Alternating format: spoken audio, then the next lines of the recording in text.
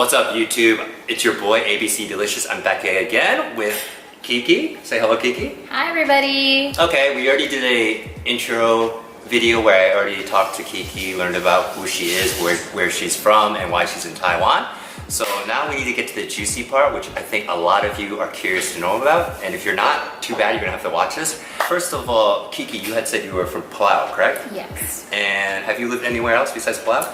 Yeah, in fact, before I went to school in New York City, Columbia, I don't know if you've ever heard of it. And then after that, I lived in Arizona, Tempe, Phoenix, and Guam. I went to high school in Guam, and now here. So, okay. Yeah, a few places. Okay, great. And I'm also from New York. Yes, 718.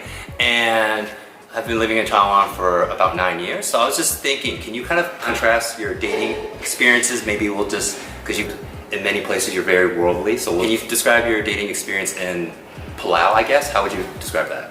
So that's a very interesting story. Palau is a very small island. It's only got 20,000 people. So if you can imagine what that's like, yeah. So it's a little bit hard dating because every time when you meet somebody and you happen to like him, you know, you're kind of feeling like, oh, I want to kind of get intimate. You have to speak. Actually, even before you think about that, you think he's kind of cute.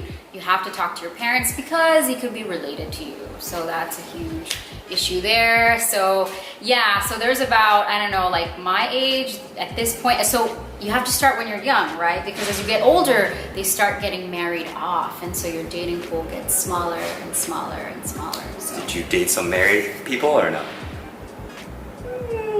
I plead the fifth. We'll save that for the next video. Okay. Relatives, I plead the fifth. Okay, so that was your dating in life, and I'll bring it back full circle. So when I was living in New York, I lived in New York. I was born in New York, and I lived there for 9 years as well. In my experience, and you could tell us yours, for me it was a little bit more difficult. I don't know if it's the weather or girls are high maintenance or what was going on. It was a little bit harder for me to date there. It was like a struggle. So I think in New York, just also talking to my friends, it's kind of a thing where when you go out with them, as a guy, you have to treat, and there's a little bit of pressure on them because when you go out, New York is very expensive. I don't know if you guys are living in Taiwan, how to compare. Yeah. But how would you explain, like how long did you live in New York for?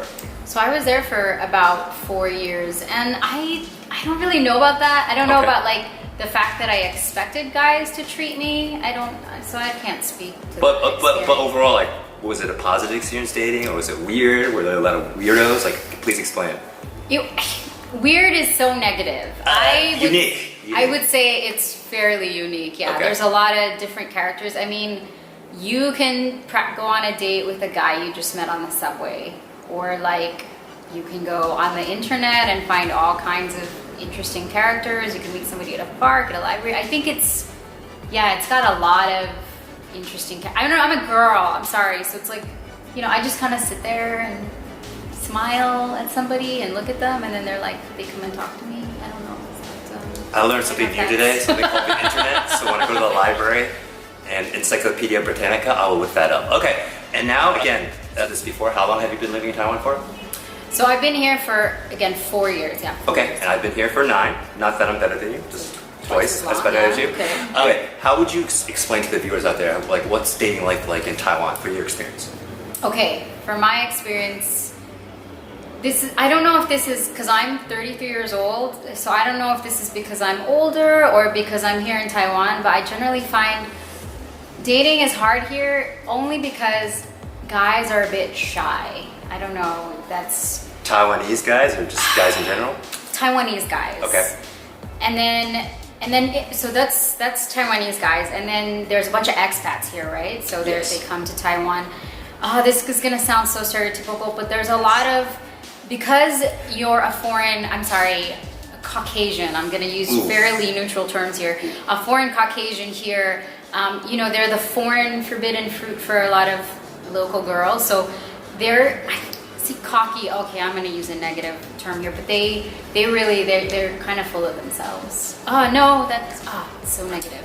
But yeah, that's been my experience, okay, so don't shoot me YouTube. I'm sorry. Just a disclaimer, the views expressed by my guests do not represent what Edward, ABC Delicious, or this channel is about. No, I'm just kidding. I would say for me, I agree with what you said. So on my own experience, I can speak Chinese fairly well, but there's definitely, in my opinion, a culture gap. So I've dated Taiwanese girls who speak limited or no English. I can do it, but for me, it's like I'm juggling or I'm driving a car. There's a little bit of learning curve? No, not even learning curve. It's just like a little bit of pressure, and then also I can't, in my opinion, I can't be as charming, sarcastic, and funny in Chinese as I can in English. And then I do agree with some of what you said. I've also dated foreigners too, and just for some reason I seem to, there's a little bit more, I know it's sad to say because I'm a dual citizen, so technically I am Taiwanese, but I feel, in my opinion, there's more commonality.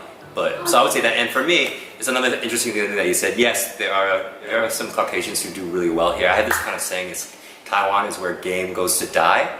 Now, what does that mean? It just basically means if you come here and like you speak some English, you do really well here. And, this part will sound a little bit negative, but basically, I've seen a lot of Taiwanese girls. Maybe they're with a guy. He's bald. He's fat.